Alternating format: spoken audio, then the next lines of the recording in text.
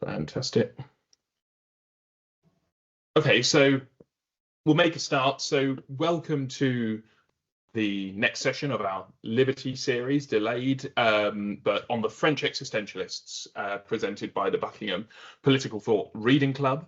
And yeah, this was supposed to take place last week on the 30th of January, but it's now on the 6th of February, solely online as we've had some technical issues.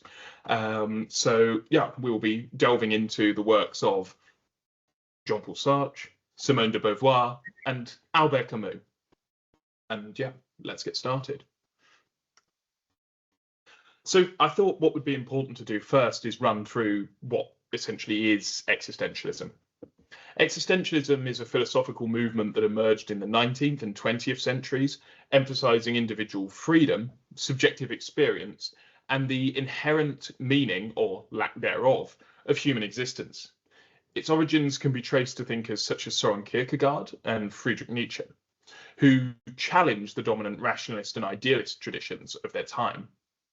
Kierkegaard, often considered the father of existentialism, argued that truth is subjective and that individuals must take a leap of faith to find meaning in an otherwise uncertain world. These ideas were defined in, I needed to have my props ready in advance. They were defined in Sickness Unto Death of 1849, which you can get in a really nice small condensed version, which I really like, and in The Fear and Trembling of 1843. Nietzsche, on the other hand, proclaimed the death of God and called for the creation of new values in response to the nihilism that he saw as an inevitable consequence of modernity. While neither explicitly identified as existentialists, their focus on individual autonomy, authenticity, and the crisis of meaning laid the groundwork for later existentialist thought. This was defined in Nietzsche's Thus Spoke Zarathustra, which I know you're relatively well versed in, Jack, in terms of looking at Nietzsche. So the first text that we'd set was from the quintessential existentialist writer Jean-Paul Sartre. Jean-Paul Sartre was a leading existential thinker who fused philosophy with literature and political activism. He was influenced by Husserl and Heidegger, who were dabbling around in semiotics and various things, and phenomenology. He argued that human existence is defined by radical freedom and responsibility. Unlike Kierkegaard and Nietzsche before him, Sartre fully rejected metaphysical foundations, insisting that existence precedes essence. We are not born with a fixed nature, but must define ourselves through action.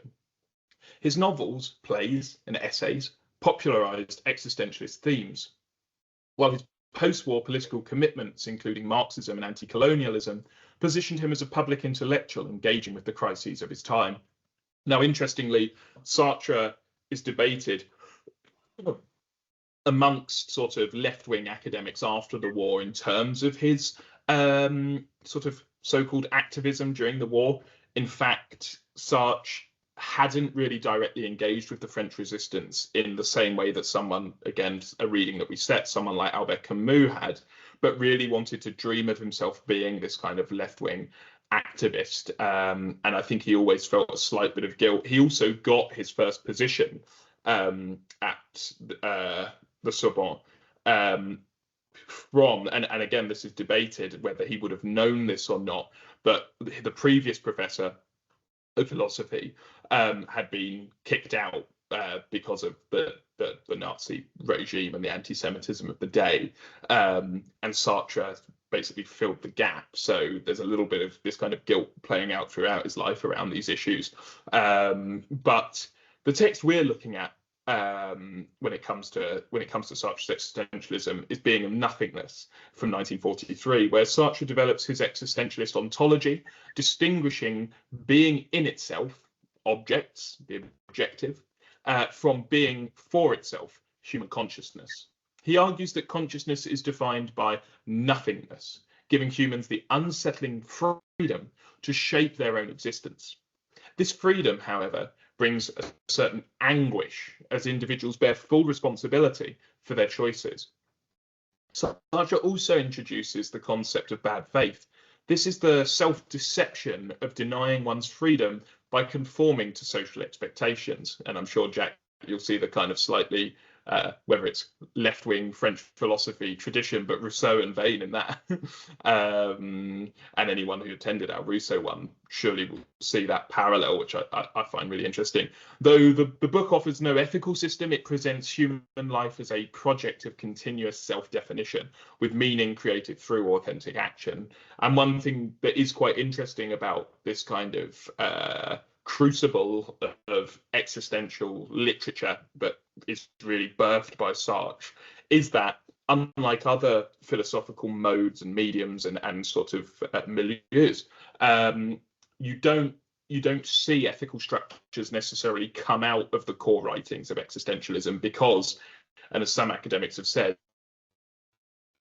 the idea of an ethical code somewhat counters what existentialism is trying to say, which is you need to act for yourself. You can't have some kind of external structure that props up your ethical decision making. However, that will change with people like de Beauvoir, like Camus somewhat, and certainly when it comes to post-coloniality, when you look at people like Frantz Fanon. So mentioning de Beauvoir, here we are. Simone de Beauvoir was a central figure in existentialist philosophy, closely associated with Jean-Paul Sartre, but developing her own distinct contributions influenced by phenomenology and existential notions of radical freedom. She extended these ideas into feminist theory, arguing that women's oppression was not biologically determined, but socially constructed. Like Sartre, she held that individuals must create their own meaning, yet she recognized that social structures, particularly the patriarchy, profoundly limit women's ability to do so. Beyond philosophy, she was an accomplished novelist and political thinker, engaging with issues such as socialism, existential ethics, and the struggle for women's liberation. And actually, interestingly, again, depending on how much you know about the waves of feminism, de Beauvoir sits intriguingly sort of between the waves. So she's quite an intellectual lone star for the what come to be known as the daughters of de Beauvoir, lots of the kind of 1960s, 1970s feminists who are looking for a kind of inspirational figure and someone to kind of ground their intellectual writings in, and she alone is sort of sitting outside of these different waves of feminism. But what is the text that makes up that intellectual lone star? It's The Second Sex, where de Beauvoir applies existentialist thought to the condition of women, arguing that one is not born, but rather becomes a woman. She critiques how society constructs womanhood as the other in relation to man, limiting women's freedom through historical, cultural, and psychological constraints. Drawing on existentialist ideas of bad faith, she examines how women internalize oppression by conforming to imposed roles. The book also explores how economic independence and social transformation are necessary for a true liberation. It was a landmark in feminist philosophy. The Second Sex remains influential in discussions in gender, autonomy, and human freedom. And her discussions, along with Sartre, when they met Frantz Fanon in Italy, would also inspire a wave of post-colonial writing to do with the war in Algiers. But someone who certainly was not supportive of post-coloniality in Algiers, I feel like these segues are coming naturally tonight, was Camus. And Camus was born in Algiers. He was a philosopher, he was a writer and a journalist, often associated with existentialism, though he rejected the label. Instead, he developed the concept of the absurd, the tension between humanity's search for meaning and the universe's indifference. So if you're looking within kind of academic categories, you'll sometimes see Camus not branded as an existentialist, but as an absurdist. Influenced by Nietzsche and Dostoevsky, Camus argued that traditional answers, religion, ideology, or philosophical systems failed to resolve this contradiction. Unlike Sartre, he denied that radical freedom alone could provide meaning, instead advocating a life of revolt, where individuals embrace the absurd without illusion. His novels, such as The Stranger and The Plague, dramatize these ideas, while his political writings suggest justice, resistance, and human solidarity. And that spirit of revolt comes across in his final work, his biography, which is The Rebel. The text we're looking at today is Bread and Freedom.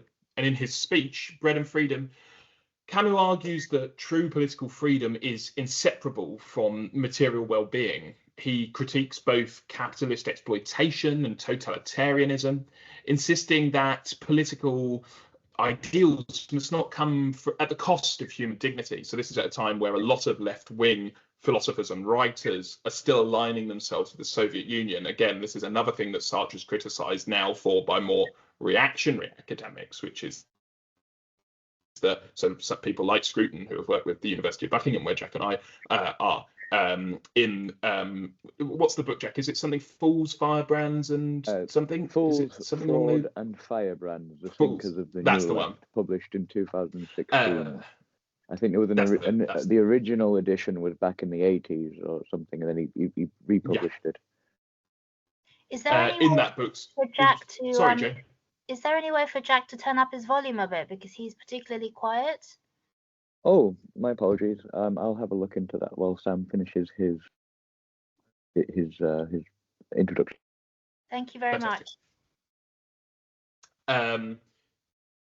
Sorry, yeah. On the point about Scruton criticizes left-wing thinkers because they try and say that, you know, the Western world is oppressive and unfair, but figures like Sartre, de Beauvoir align themselves with this Soviet Union cause, which is oppressing its own people. I mean, Sartre does realize that around the time of the kind of oppression of Hungary in the 50s. I can't remember when the uprising is, but around that time, he knows that it's a bit awkward for him to be aligning himself with a despotic regime, even if it is left-wing, but he still persists in his kind of conviction that socialism, communism, and he'll go and meet with Fidel Castro, for example, with de Beauvoir, and there's a famous photo of them on a speedboat with Castro. But Scruton would say that some of these figures are too willing to ally themselves with regimes that do not fit their broader philosophy. However, Camus is not one of those people. And in Bread and Freedom, he is specifically saying that there are various politics of the world that are oppressive and that we need to revolt against. He's rooted in a broader philosophy of the absurd, however, and Camus rejects utopian justifications for oppression, emphasizing that freedom without economic security is meaningless. He calls for a form of justice that avoids both authoritarian control and moral complacency, advocating a balance between individual rights and social responsibility. Bread and Freedom reflects Camus' lifelong commitment to a politics of ethical revolt. So now that's my little introduction done. As per usual, we have some questions for each of the text up here, which I hope you'll all be able to see okay. However, as we always do, we'd like to hear from you first. So if Jane or Lorraine or Dar or anyone else online would like to contribute a question first of all, then please feel free to go ahead. Otherwise, we'll start off with Jack, but we'll leave a little pause in case any of you would like to.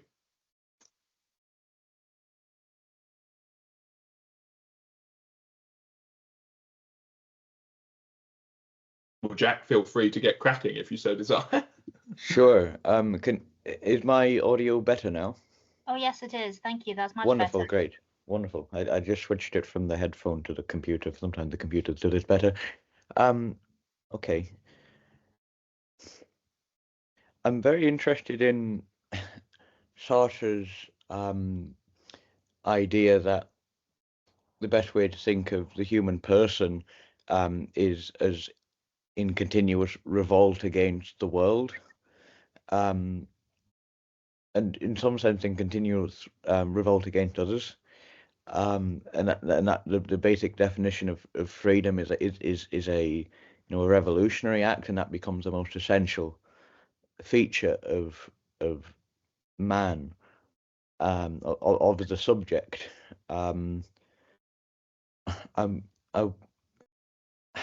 I guess my worry about the French existentialists is precisely this defining of the human person as essentially revolutionary. If we accept that definition, what is the meaning of a society? Is it possible for anything positive to bind us, or is it just that fundamentally negative dimension, that reactionary dimension. I put that out there. I mean, condense that a little bit, Jack, in terms of the point, just in case anyone else wants to answer prior to me. Yeah. So Sartre basically, the basic idea is you're a subject in a world of objects, and you're also a subject in a world of other subjects who want to dominate. And the evidence of your being a subject, the primary evidence is your freedom, and the highest version of that freedom and your highest value is to what would you say, is to yeah, to what's the right to phrase? Reach a true, yeah. The idea of painting is of a revolutionary freedom. So if you're in a despotic regime, your primary value is in resistance. That's the word I'm looking for, resistance. For Sartre, your primary value is in resistance to the world and resistance to the affairs that and the circumstances that are placed upon you. So in short, for Sartre, your highest value is revolutionary. Your highest value is resistance and fighting back and pushing back. And yes, and for me, that's a very negative view of the human person. Not in the sense that that's not necessarily something that's called for, but you place the value of the person in pulling away from the world rather than positively building something and positively building something with others. It's unclear how to move from Sartre's vision of the human person to a world of trust and a world of obligations and of mutual bonds that actually come to positively constitute a society that will last. Yes, and I mean it's massively forged out of, if you read the introduction to the section on freedom and to the being a nothingness excerpt, it's a worldview that's massively forged out of the repercussions of the Second World War. So his whole philosophy is coming out of this kind of, like, as you say, revolt, rebellion, resistance. I mean, resistance theory is something that goes way back, but this is something completely different, that your whole ethical structure needs to be based on resistance. But as it says in the introduction to this section, in his play Men Without Shadows, about it's about confronting the idea of being tortured, and he's essentially saying that this is the way that we have to live every day. We have to accept the responsibility that every action is my own, that every action is something that defines me, and therefore anything that constrains that, I have to resist against. I have to consistently be fighting against it. So as you say, that kind of, the origin point is actually living under a despotic regime. It's living under the Nazis during the Second World War. However, from that paradigm in which he's forging these philosophical ideas, he takes that into what then becomes the kind of fledgling Western society that you see in France emerging after the Second World War. Now, I know that Jack's going to have some interesting points around this, because to consistently just be basing your ethical system on resisting seems to be it's a very left-wing view of what liberty is, and obviously that's the series in terms of how does this link to liberty. Now, for Sartre, liberty is very much the notion of consistent resistance, consistent rebellion, consistent revolt. But Jack, I think you would have some criticisms of that in terms of how you see liberty within a polity, within a state. Yeah, I guess my main criticism would be that I think a higher form of freedom is the sort of works in and through the constraints and circumstances that are placed upon you, and so how to describe it? You know, we sort of all recognize that not everything is in our control, and a lot of people do resist that internally, and they often therefore lead quite unproductive lives because they get quite worked up about so many things in the body politic and government and in the culture, which which they find irritable or which actually do negatively affect them. But that becomes a larger distraction for things that they can do in that world. And so it sounds quite enchanting to exhort people to resist and rebel, and there is a time for that, I'm sure. But I mean, if everyone's doing that all the time, you can't have a society, surely. What's going to unite us are our collective efforts at rebellion. It's like, well, do we not all have different motives to rebel? Because Sartre wouldn't recognize a unifying ethic beyond create yourself, and so there's no obvious idea of a common cause in Sartre. That would be substantial. And so for me, until you try and come up with a version of liberty which is oriented towards something concrete, which isn't just about throwing off constraints for people to do their own thing, but had a precise idea about what would be worth the society achieving. I mean, he does recognize, he obviously, in discussing that all of these big trunk trains of hyphenated terms, he does recognize the idea of being in the world. So, he does recognize that we are defined by the situation that we're in, and that we're in a world that's populated with other people. But I suppose the idea that you're defining is one where we sort of quiesce in the system and thereby reach our liberty through together defining what those limits are. For him, it's superseding those constraints, those parameters that have been set. To become a being for itself, you have to supersede the kind of objective standpoints, the objective mores, the objective values of a society. And I suppose the counter argument to what you're saying would be that you have to realize that you can revolt against things. You don't necessarily have to be in a constant state of literal physical revolt, but you have to be aware that if you don't agree with something, you can go beyond those constraints, and just even by thinking that, just so that you've got the psyche of being able to just be for you, a being for itself, not a being for the other, which would be bad faith, but a being for itself. That is how you mark who you are as an autonomous individual agent.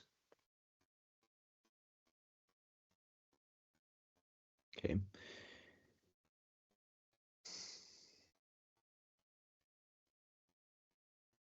Yeah.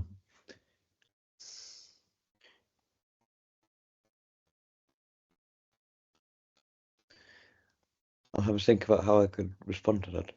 And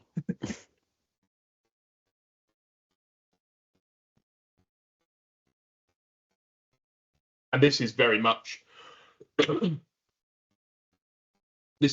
how the two other writers are grappling with similar questions. So if we were looking at de Beauvoir, she is looking at the parameters that have been set by society for women, and as it says in the first question that I put for de Beauvoir, the famous line, "One is not born, but rather becomes a woman." The idea that parameters are set as to what is expected of certain genders. So you're born a sex, you're born a certain demarcation, but there are certain societal parameters that are set when it comes to gender, when it comes to what it means to be a woman. And rather than, as I said before, acquiescing within those parameters, for de Beauvoir, she takes Sartre's phenomenology around the idea of being in itself, being for itself, being in the world, and rather than being for the other, another lovely hyphenated term, rather than being for the other, you need to be authentic, and you need to define yourself and be in revolt against those societal structures that have been placed on you. So this will facilitate a lot of what the post-structuralists will discuss as well in the 70s and 80s. But you need to move beyond those certainly conditioning, those certain conditions that society has put on you, and that is a direct appropriation of Sartre's phenomenology into a feminist critique of society. For Camus, everything is about revolt.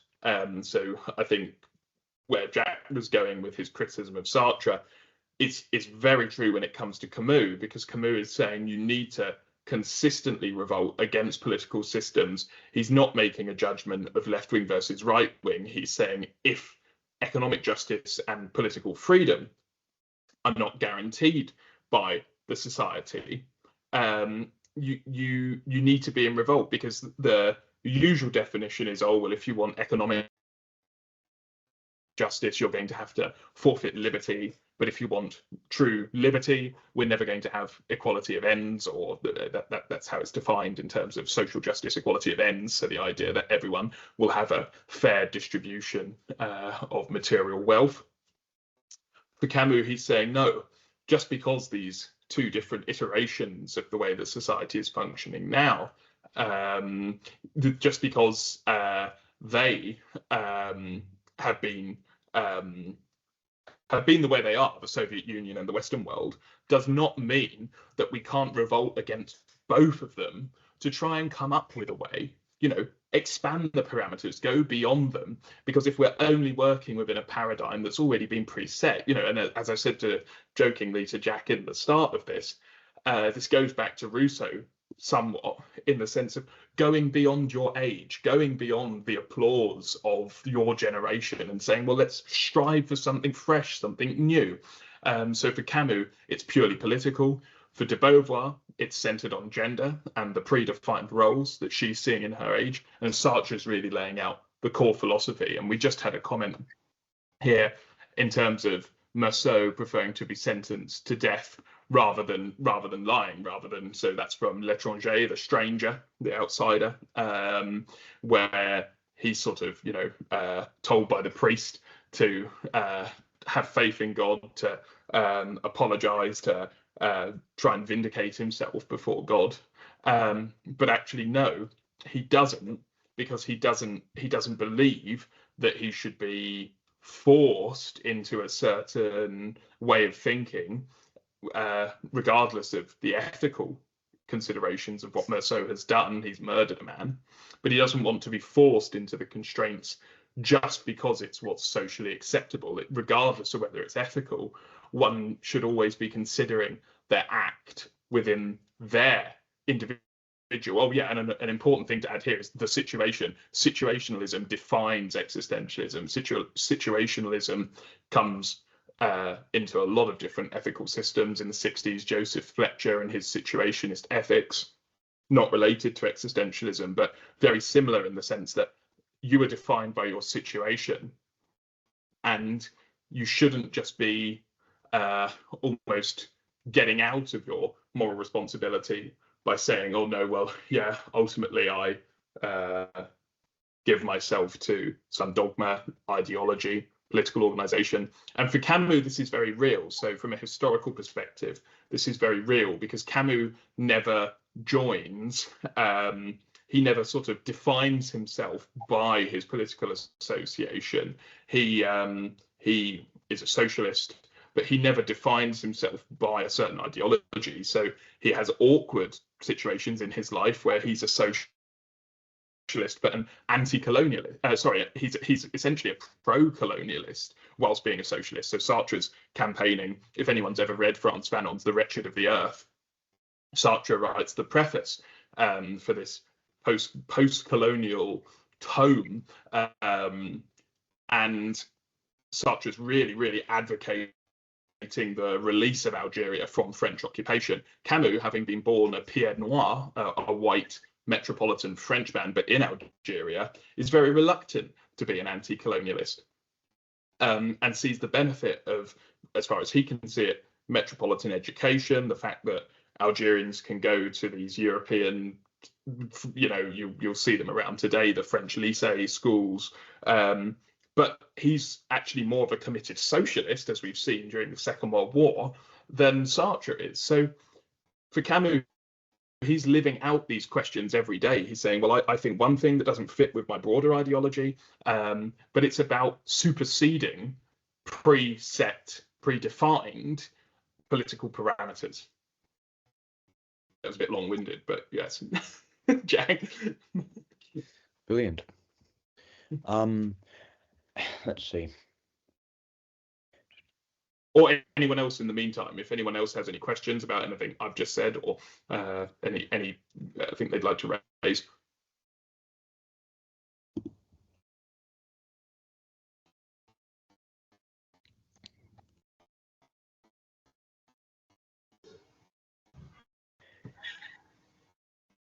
I was wondering about this idea of authenticity, which becomes quite important to existentialist thinkers. I think particularly these three, and how to square authenticity with the idea, particularly in Sartre, that you are what he would describe as nothing, which is a very strange thing to say, but it means something quite specific. I think he gets it from Heidegger, and so the idea would be that you're in a situated world. You're in a certain time, place, certain relations. Okay, so all that context and all the relations you have to the world, those are objective relations, and Sartre calls them situations, and the project of freedom for him is sort of to take sound clarification, the project of freedom is at minimum being aware that you can take off those situations, you can take off those objective relations to the world, and you can reconstitute them as you so desire. And so the idea is that if you were to fully liberate yourself of all the situatedness that you have, whatever's left would be, say, the most authentic being. And this is tied to a critique of the idea that there's human nature. So Sartre rejects that idea. So human nature, and I guess the idea of conforming to institutions and conforming to certain public notions of identity. All these things are inimical to this new word, authenticity, which is a very Enlightenment word. What is authenticity in the context of like a very negative view of the human person? Like, no, I'm just sort of the being that pulls away from the world to make myself.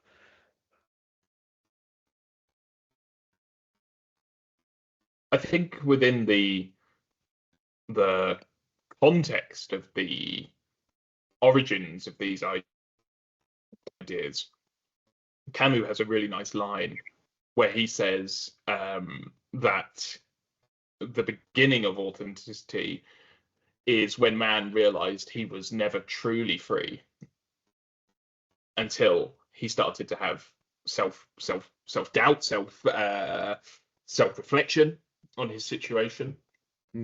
That's the cusp of being able to realize that you're authentic, which is actually realizing your own shackles, your own chains, the chains that Rousseau said we ran freely towards, but we were quite comfortable there because it gave us an out of needing to take responsibility for ourselves. The authentic self is one that realizes that actually no dogma, ideology, faction, however we try and define ourselves externally, if we remove those lenses through which we look onto the world, actually we were never free because we were being predefined in our subjective judgments, which we thought were our own personal subjective judgments, but actually they were defined by the various kind of lenses that we looked at the world through.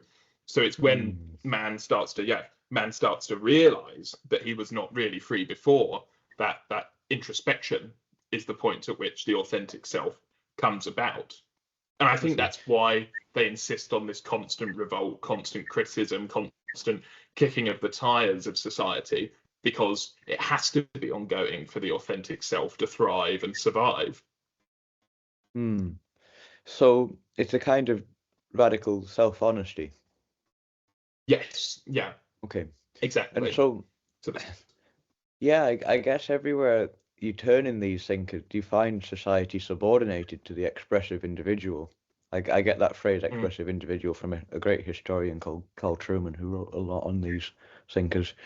Right, okay. And I think this leads us on, Jack, to the concept of bad faith in Sartre's work. And how did you interpret his idea of bad faith through the phenomenology in this excerpt? You'll have to remind me what bad faith is. I don't remember it coming up in this excerpt.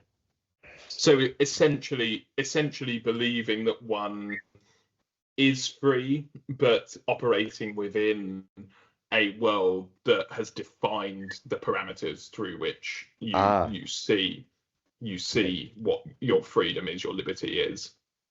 I guess I didn't realize that was a phrase that was important in his broader repertoire. Okay. So bad faith is like self-denial in contrast to essentially, yes, yeah. Right, okay. Yeah. And so he'll observe that you get all kinds of societies that can be built on that, but ultimately they are to the death of genuine freedom, and I guess he's quite concerned about, what do you say? Does he relate the prevalence of bad faith to totalitarianism?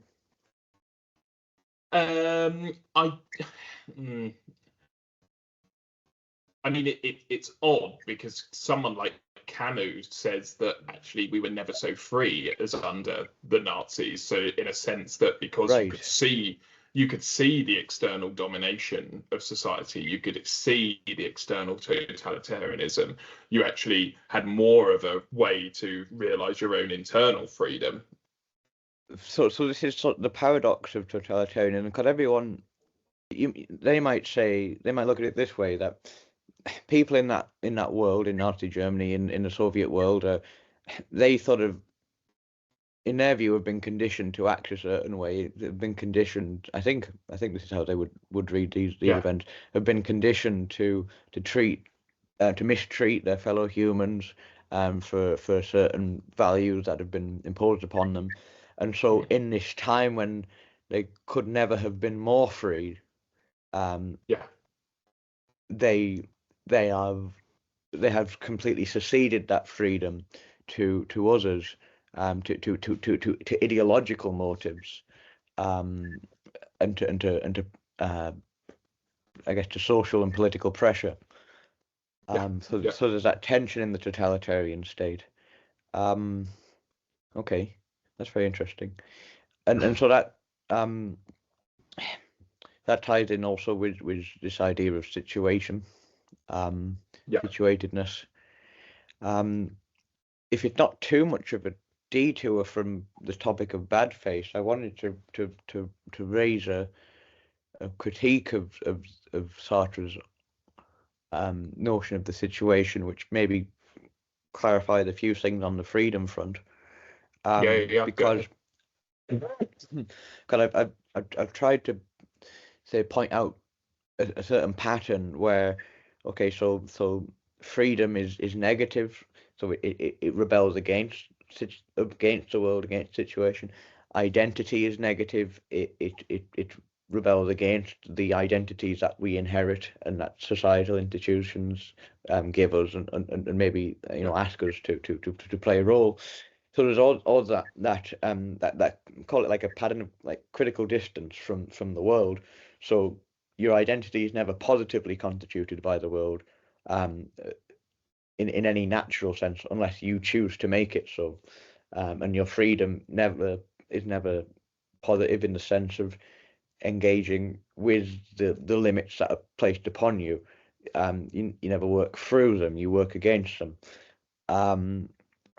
Okay, so with that in mind, Sartre has, I think, an uncritical assumption that when he chooses to revolt against constraints placed on him, that he is free in doing that. I don't mean that he's not I don't mean that he's a meat machine and like chemicals and all that. I don't mean to put forward a determinist worldview. I mean that he thinks the decision to rebel is a kind of value neutral decision, and in that sense it's a pure freedom. Whereas I would suggest that one can rebel out of fear and out of pride and out of envy, and out of shame. People can resist all kind of things in the world, all kind of identities, all kind of obligations and invitations, and it's there's an element of what and Sartre does attend to this to some degree. He's interested in the idea of passion and the relationship between passion and freedom, and he goes into a philosophical critique, and he tries to say that there's no such thing as passion, that as something that would come up against freedom, because he says they can't coexist. But I find that a very strange thing for someone who's a phenomenologist to say, because your experience of passion is precisely your experience of autonomous values imposing themselves on you. And I don't see why shame and fear and anger aren't the kind of values that can impose themselves on you and lead you to make a choice with your freedom that is less free. So and I think of this particularly in relation to de Beauvoir, actually, who... Oh, interesting. I was about to say, do you see this carrying across to de Beauvoir and then to Camus? Because de Beauvoir had obviously started a very long an ongoing conversation about the relationship between the body and how we choose to express our bodies in the world, sexually, politically, and there's this underlying assumption which he gets from Sartre that if I were to absent myself from the roles that society gives me to play in this sense, that would intrinsically be a free decision.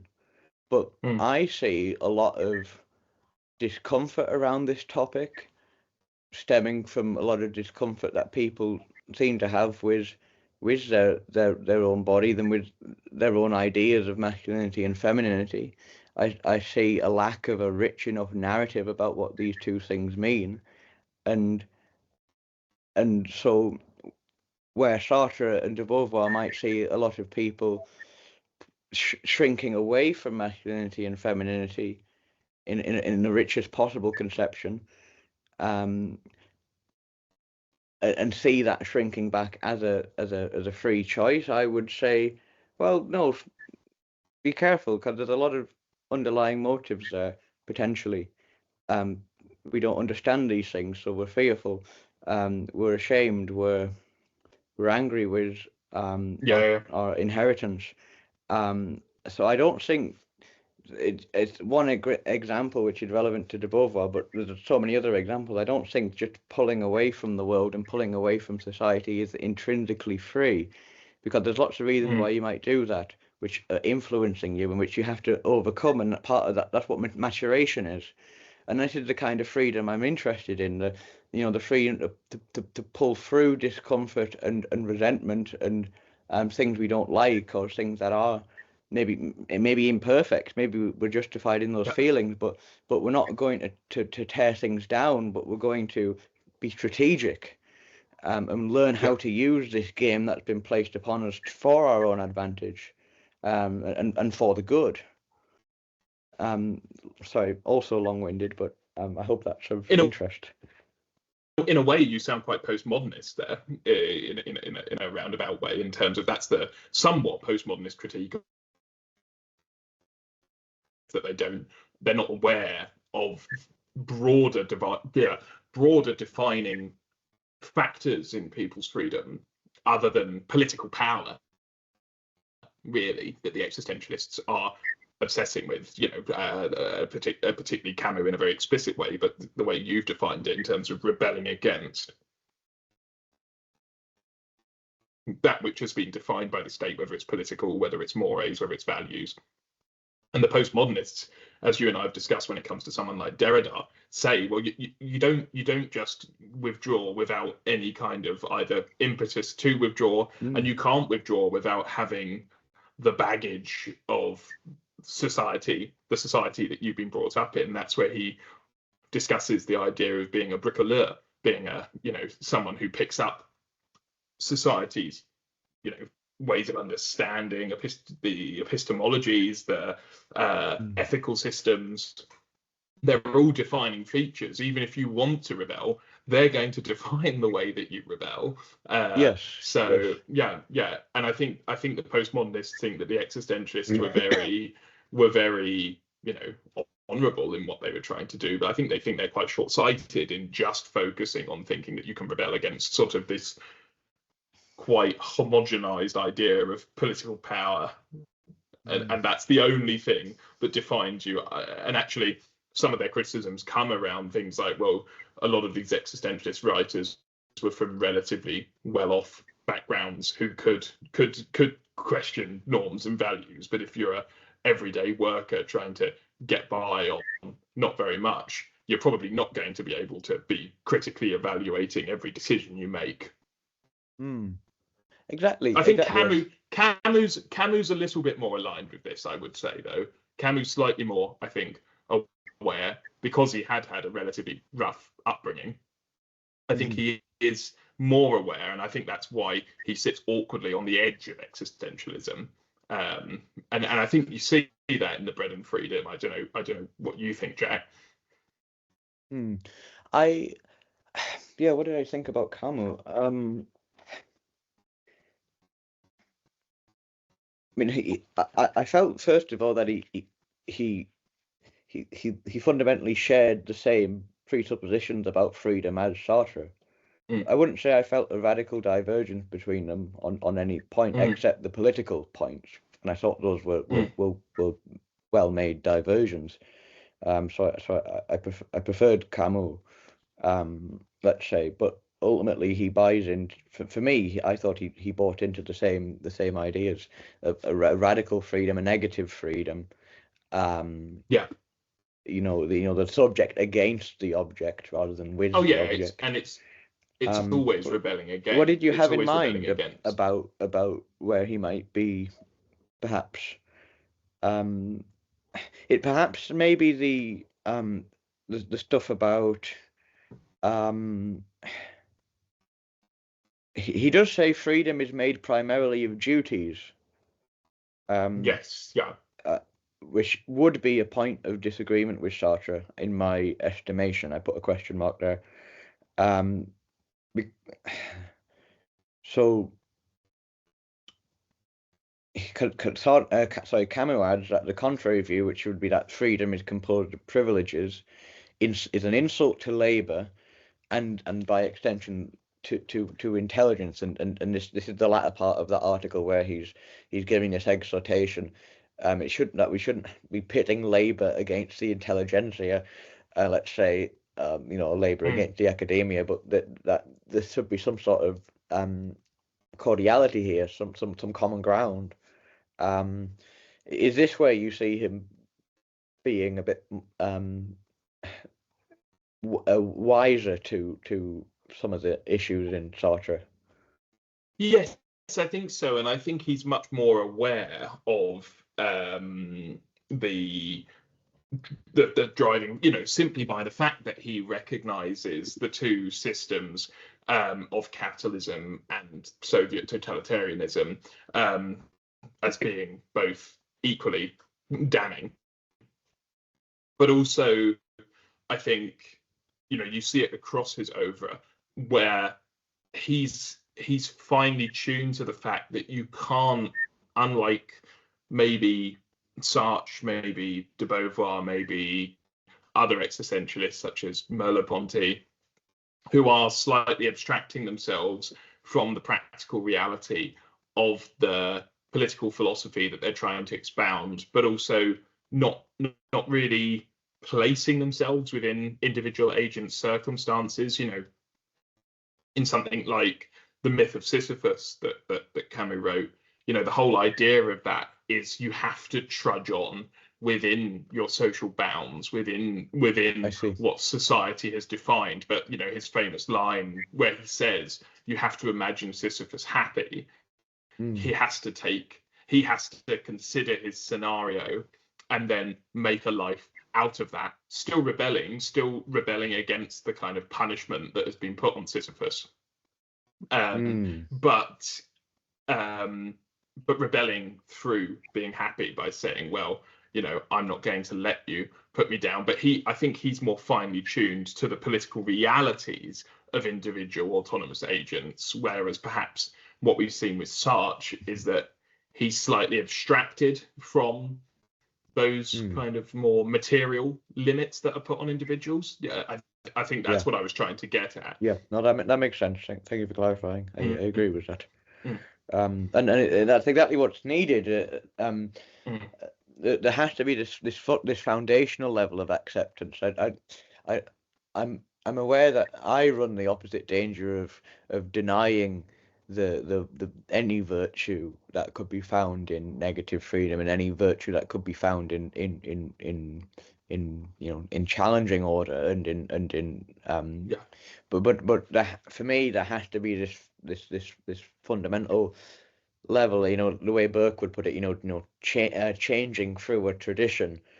So sort of there's a framework that guides the changes. So there's sort of micro revolutions, and the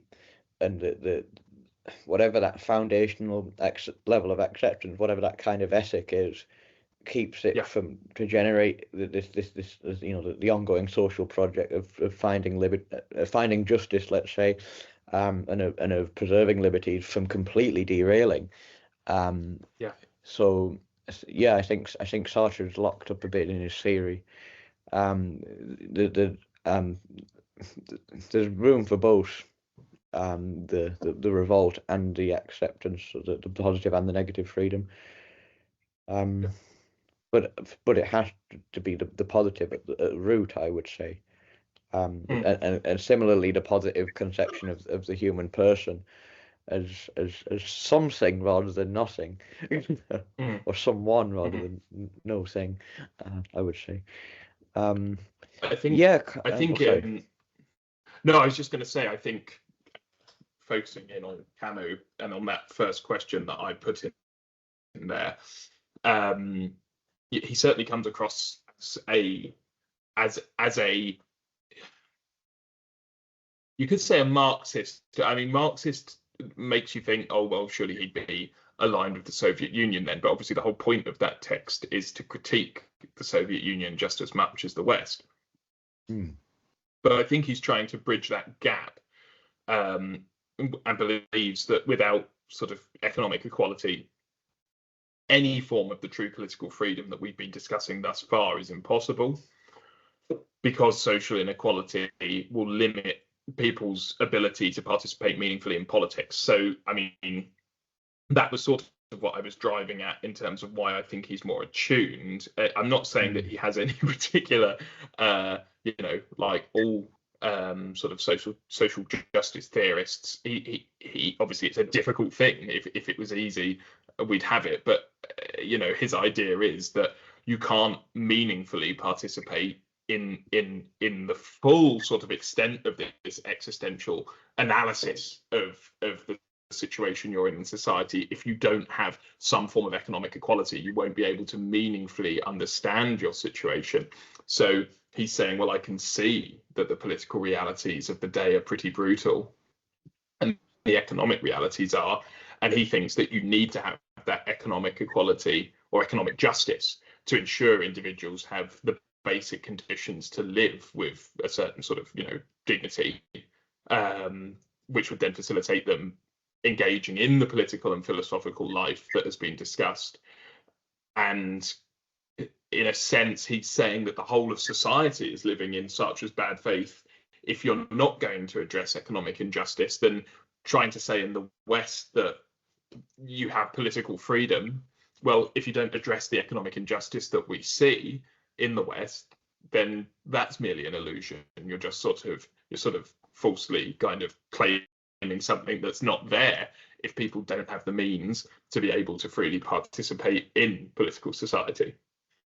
And I would just add to that, the advantage of Camus allying economic justice and political freedom is precisely that he presents to you what you don't find in Sartre, in my estimation, which is a logical movement from a fairly radical view of freedom to how that can be in service of others and therefore be the basis for society. Whereas Sartre is focused so heavily on this negative freedom and this pulling away from the world. That's why I started by asking, how do you get to a society from here? Camus had left that possibility open because he'd already talking about the concept of justice. But for Sartre, I just it's a radical individualism, and I don't see. I presume he must be interested in society, but I just don't know where to start. I don't know where he would start. Sorry.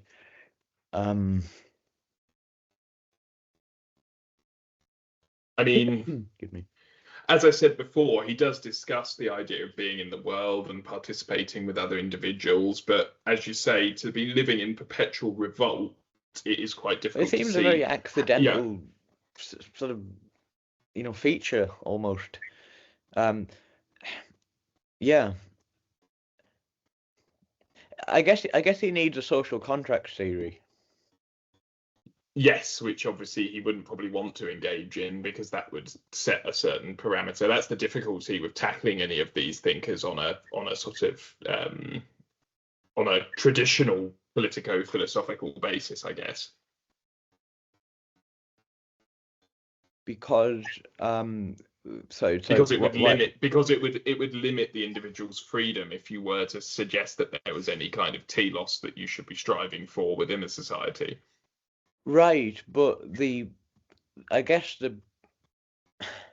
the handy thing about the social contracts from their perspective surely would be that, if you just abstract it to its bare bones, it's just voluntary association.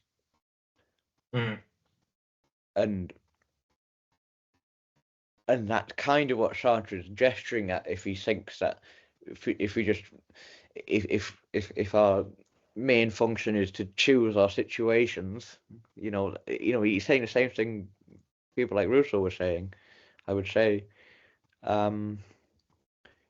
Man is born I mean, free, and everywhere he's in yeah. chains. Sartre is saying exactly the same thing, just using this language of situations. Man is born free, but everywhere he's in situations. I know. I mean, all I could say is that most of his life he is a socialist, and until his later life when he becomes sort of an anarchist. And I guess the idea of socialism that he sees is the idea that through a sort of collectivist state, through a sort of egalitarian collectivist state, everyone would be aware, because they define themselves as being for themselves. And if you realize your own in a very Cartesian manner, if you realize your own being for yourself, then you realize that other people also are striving for the being for themselves. That and if we want to turn this into kind of terminologies that we've been discussing throughout the liberal series, you could say self-actualization. Would you say that aligns relatively well enough, Jack? Yes. Yeah. And for him, you would need a collectivist socialist state in order to facilitate individual agents defining themselves through their choices, while sort of taking a certain responsibility for others and their well-being, realized by the realization of the for yourself, and therefore realizing that in other individual agents. This all gets very complicated with these long hyphenated words. Okay. Sorry, I keep cutting in and out of my camera because the Wi-Fi keeps telling me it's not very strong, so I don't want it to keep glitching and lagging. That's all right. Do we have any? We've gone back and forth for a while. Do we have any questions? I think so. Yes. Any questions from anyone?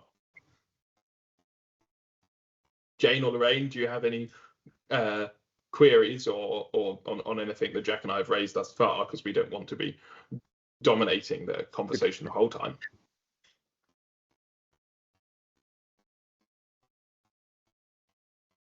No.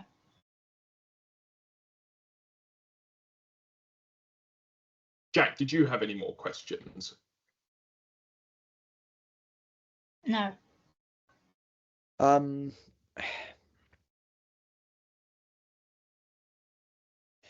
I think I've made all of my main points. So I'm happy if you want to tackle some of the remaining questions on the slide, Sam. Well, let's have a look at the. Hang on. So when it comes to de Beauvoir, her application of Sartre's method now, in feminist scholarship, there's often a reluctance to tie Sartre too closely to de Beauvoir, because for a long time he was seen as sort of overshadowing de Beauvoir, and any time that de Beauvoir and Sartre are mentioned, it would always be with the dominance pressed on Sartre's scholarship. But obviously, de Beauvoir is doing something overtly political from Sartre's phenomenology. So how does de Beauvoir apply existentialist concepts of freedom and bad faith to explain women's oppression? So how does she take what Sartre is saying about the need for resistance, the need for constant evaluation of one's situation, but also, is she maybe critiquing women? Is she maybe critiquing how women are accepting their position in society? Jack, what would you say you got from the second sex? It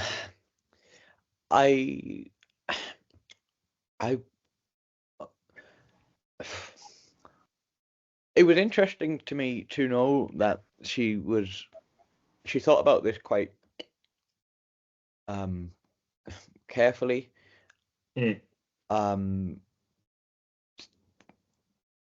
Because you asked her, does she, is part of what she's doing blaming women, and so in a lot of contemporary feminism, there is an uncritical. Okay, so suppose you buy into that way of looking at the world, which sees the sexes as pitted against each other, um, which is quite popular these days. A lot of contemporary feminism, I would say, is quite one-sided in that it projects a lot more onto the world. Yeah. And one of the refreshing things about de Beauvoir was that she was being consistent in that she would turn the criticism on on woman herself, as it were, and ask, well, are you not only participating in this, but don't you also have something to gain from it yourself?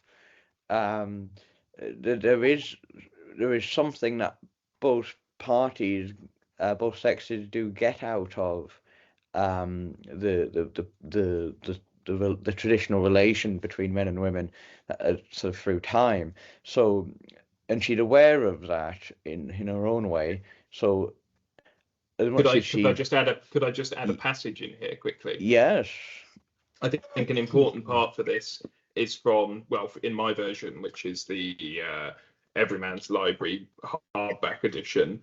Want of authenticity does not pay. Each blames the other, so man and woman. Each blames the other for the unhappiness he or she has incurred in yielding to the temptations of the easy way. What man and woman loathe in each other is the shattering frustration of each own's bad faith and baseness. yes. Right, excuse me, sorry. And she'd obviously put that phrase "bad face" in quite deliberately, and because I Exactly. didn't realise it was a Sartre term and a significant term, I overlooked it. But that makes sense. So she's sufficiently psychologically astute to notice that people will collaborate in their own means of oppression and self-subjugation because there is something addictive about that and something pleasurable about that. Um, in any kind of context, you will find that in a Hegelian master-slave dialectic, you'll find reasons to want to be a slave. In the Bible, for instance, in the Old Testament, you get the whole story of the Exodus, very famous, and that no sooner have the Jews been freed from their slavery in Egypt that they're resentful and bickering because the price of freedom is quite something to bear. It's responsibility. The price of freedom is responsibility. You have to have a world to lift on your shoulders. So there's all sorts of attractive things about being enslaved. And so in de Beauvoir's world, there's all sorts of attractive reasons about being the inferior sex, if you think of it that way. Which and so yeah, okay, so she's applied Sartre's logic, I would say, perfectly. And it sort of relies on the bad faith of the man wanting to be the kind of savior, the macho, quintessential macho sort of chivalrous gentleman. That as you said, it's the master-slave dialectic. It relies on the slave reinforcing the master's psyche and image. So if you guys haven't heard of the master-slave dialectic before, Jack, you maybe if you want to do a quick definition. So the master-slave dialectic is this idea that comes to us from the German idealist philosopher Hegel, who's sort of the next biggest German thinker after Immanuel Kant. And Hegel had this idea about identity, that identities were mutually determined. So and to illustrate this, he used the example of a master and a slave, and so he said that the master and the slave were intertwined because the more dominant the master was, the more against his slave, the more he felt like a master, and conversely, the more the slave felt like a slave, and and then the more the slave resisted, the more he perceived himself as a slave against the master. So the way that these two forces choose to exercise their power or their role in their relation sort of speaks to both identities at once. So you're never just living out a commentary of your own identity, but other people are implicate in that, and so you can transfer that idea directly to what de Beauvoir chosen framework for looking at the sexes is. And if she sees the sexes as antagonistic toward one another, then the particular means of antagonism sort of go both ways, as it were. Would that be the right way of thinking about it? I definitely say so, and it relates into what she says in the conclusion as well. But he himself is the slave of his double. What an effort to build up an image in which he is always in danger. In spite of everything, his success in this depends on the capricious freedom of women. He must constantly try to keep this propitious to him. Man is concerned with the effort to appear male, important, superior. He pretends so as to get pretense in return. He too is aggressive, uneasy. He feels hostility for women because he is afraid of them. He is afraid of the personage, the image with which he identifies himself. So he has to create himself to be this kind of, overly aggressive and protective and image, and relies therefore on the woman becoming weaker and sort of more in need of him.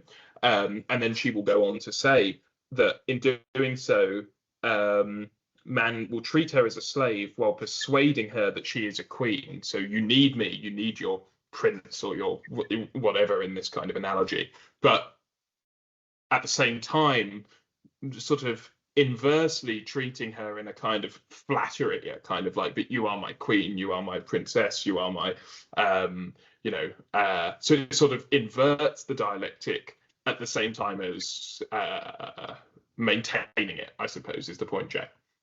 Yeah. So I guess the core idea is that they're both complicit because they both need each other to continue that dynamic. Yeah. And it benefits one another in some ways. And she's saying, do not be complicit in that, women. Do not be complicit in that dialectic, in the maintenance of it. It takes for you to break away from that structure that has persisted for all this time. Yeah.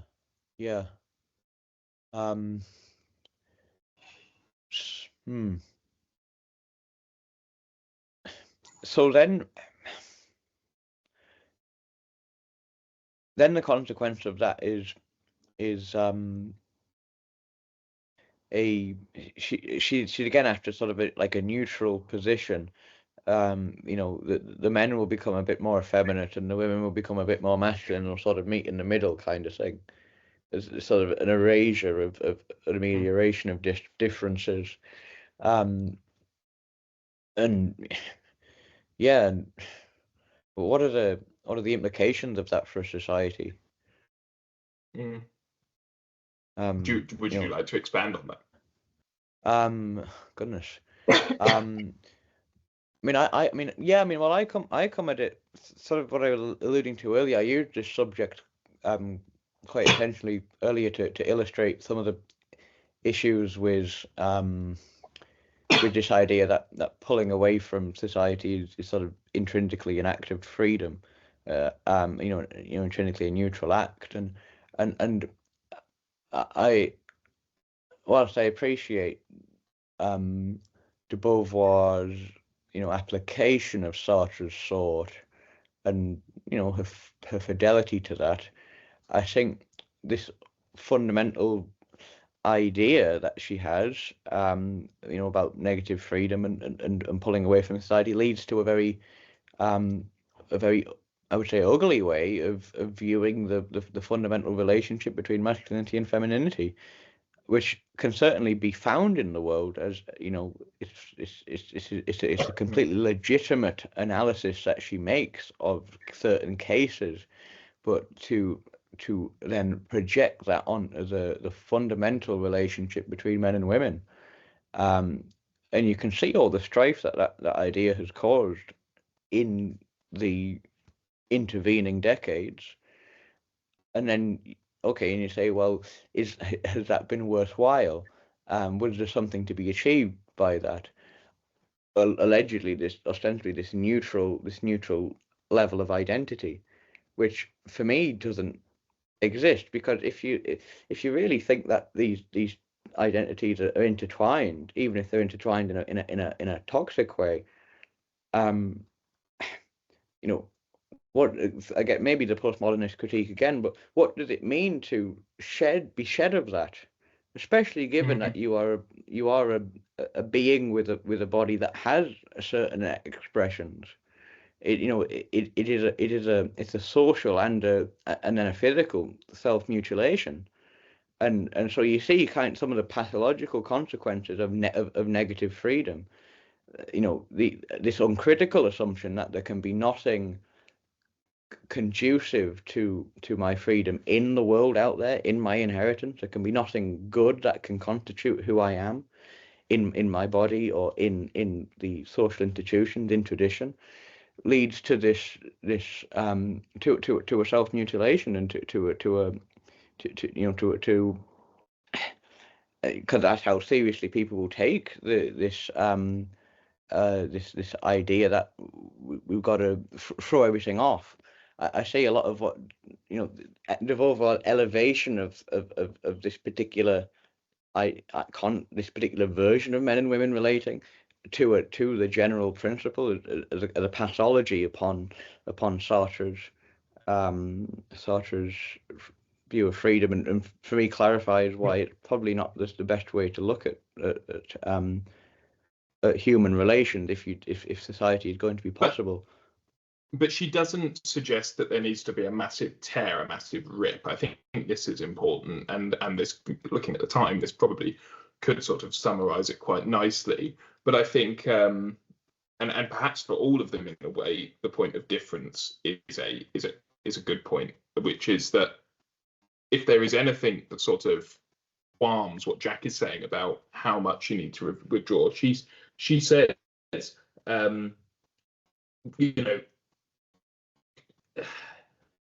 this means that her relations to her own body, to that of the male, to the child, will never be identical with those of males, to his own body, to that of the female, and to the child. Those who make much of equality indifference could not, with good grace, refuse to grant me the possible existence of differences in equality. And I think that's the interesting thing that she's raising in those concluding remarks. She's saying these differences can exist within a more equal society. So we've had Sartre talking about, consistently rebelling against societal structures, kicking the tires, testing how firm, how strong certain institutions, certain ways of thinking are within the society that he's living in.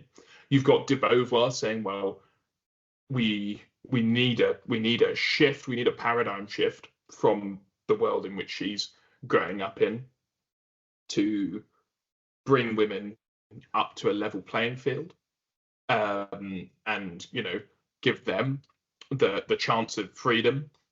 You've got Camus saying ultimately we need to question political authority, but again we need to somehow give political agents some sort of economic ability to support themselves within a free society. But ultimately, one thing they perhaps differ from a traditional Marxist and makes them slightly more within this kind of liberty series that we're discussing is that they have a recognition of difference. They're not saying that everyone is the same. They're saying that every individual has their own responsibility to try and grasp their freedom, but there's always going to be difference amongst us as individual agents. And I suppose if we're getting back to what Jack was saying, it's about how do you form a society around that? Okay. It's about entrenching the fact that, yes, we all have difference as individual autonomous agents, and we need to recognize that. We need to recognize our authentic selves, whether that's philosophically, through gender, or through politics.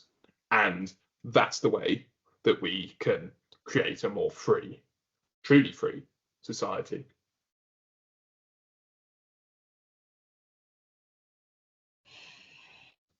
I think.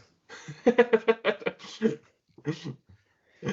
I think unless anyone else has any further comments, I think we can probably conclude it there, Jack, if sure. if that works with you. Yeah. Great. Well, thank you everyone for joining.